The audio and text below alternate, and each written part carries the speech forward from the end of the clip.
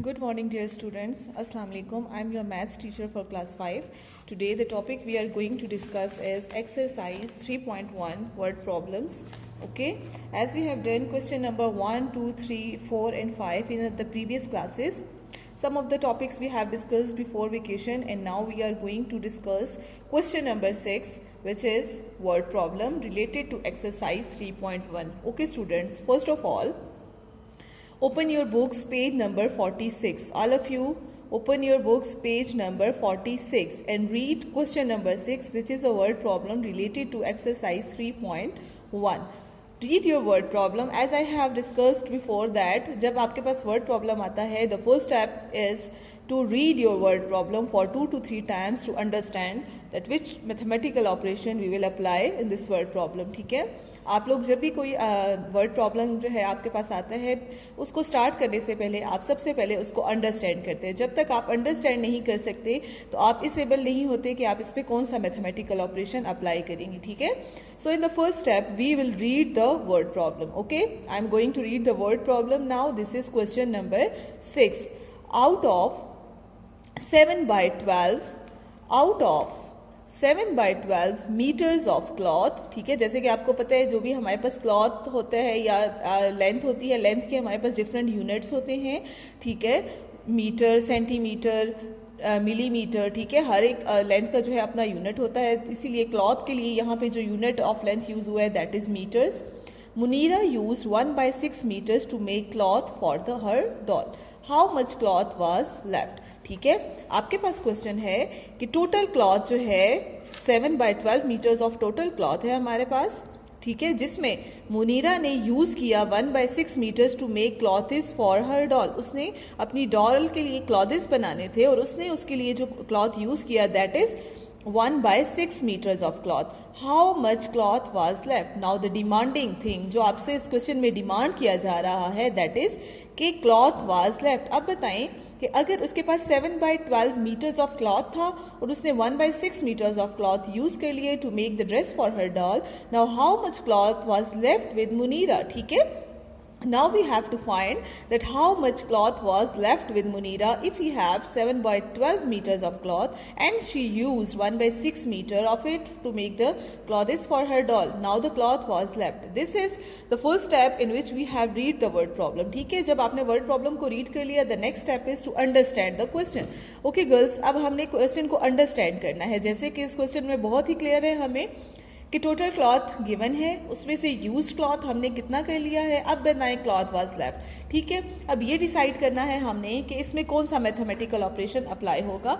Before going to start this, the first step is to make the statement for your word problem. ठीक है, हम जब भी कोई वर्ड प्रॉब्लम स्टार्ट करते हैं फर्स्ट स्टेप में हमने उसकी स्टेटमेंट्स बनानी होती हैं on the basis of information given in the word problem. Okay students, आपने अपनी बुक अपने सामने रखनी है. आप बुक से भी हेल्प ले सकते हैं या आपने जितना अंडरस्टैंड किया है आप वहाँ से भी हेल्प ले सकती हैं, बट स्टेटमेंट्स में जो आपका मीनिंग है वर्ड प्रॉब्लम का वो क्लियर होना चाहिए. ठीक है, first statement is out of 7 metres of cloth. It means कि टोटल क्लॉथ हमारे पास क्या है. Total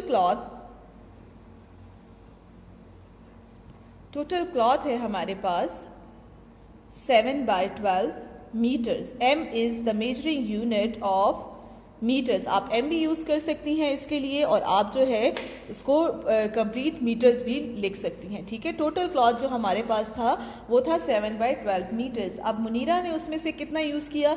Munira used cloth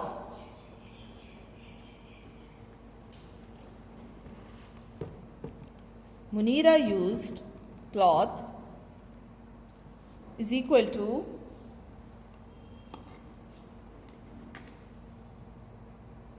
1/6 meters.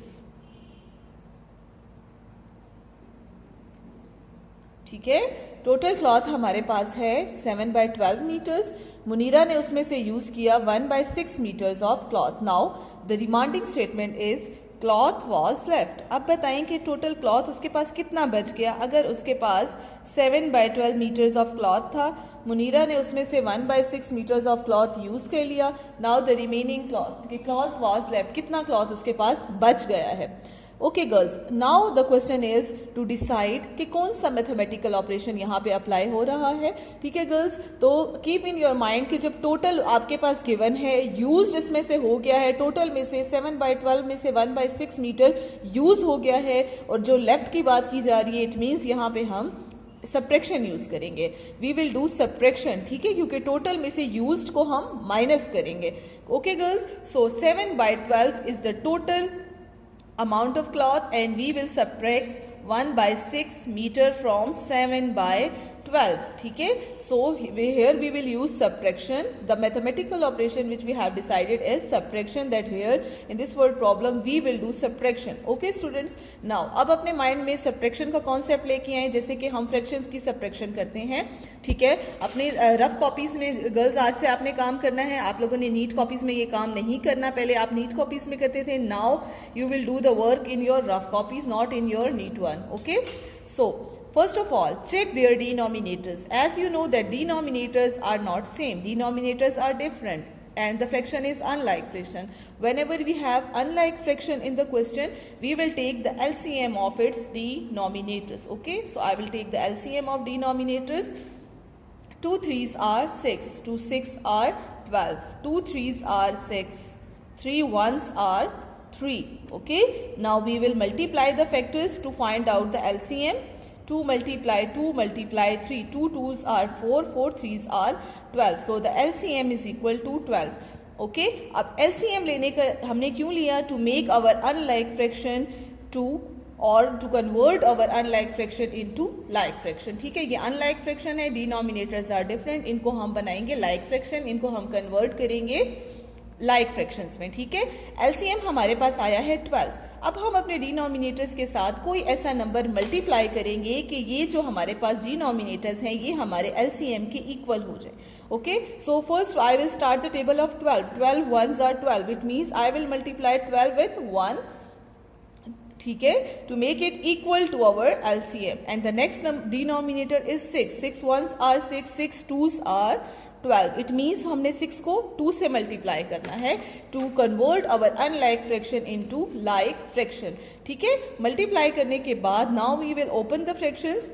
7 1s are 7, 12 1s are 12, 1 2s are 2, 6 2s are 12. Now girls, जैसे कि आप देख रही होंगी कि अब आपके पास अनलाइक फ्रैक्शन जो है वो लाइक फ्रैक्शन में कन्वर्ट हो चुकी है. जब आपके पास अनलाइक फ्रैक्शन लाइक में कन्वर्ट हो जाए, then in the next step we will take the common fraction line, we will subtract the numerators and we will take the denominator as common. ठीक है, न्यूमरेटर्स को सबट्रैक्ट करना है और denominator जैसे कि दोनों सेम हो गए हैं तो उनमें से हमने एक को कॉमन ले लेना है. Then 7 - 2 is equal to 5. And denominator will be as it is, that is 5/12. Now this is the demanding thing जो कि हमसे पूछा जा रहा था क्वेश्चन में कि मुनीरा ने अगर इतना क्लॉथ यूज कर लिया है तो टोटल क्लॉथ उसके पास कितना लेफ्ट है हो गया है. ठीक है, तो लास्ट में हमारे पास स्टेटमेंट आ जाएगी that cloth was left is equal to 5/12 metres. आप एम भी लिख सकती हैं और आप कंप्लीट मीटर्स भी लिख सकती हैं, which is the measuring unit of length.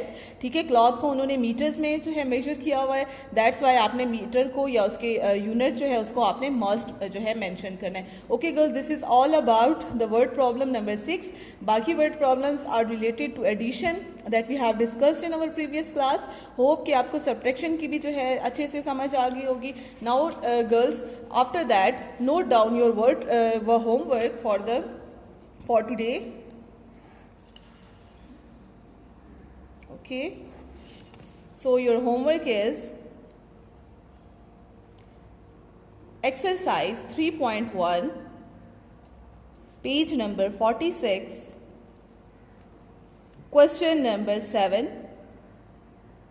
plus table of 9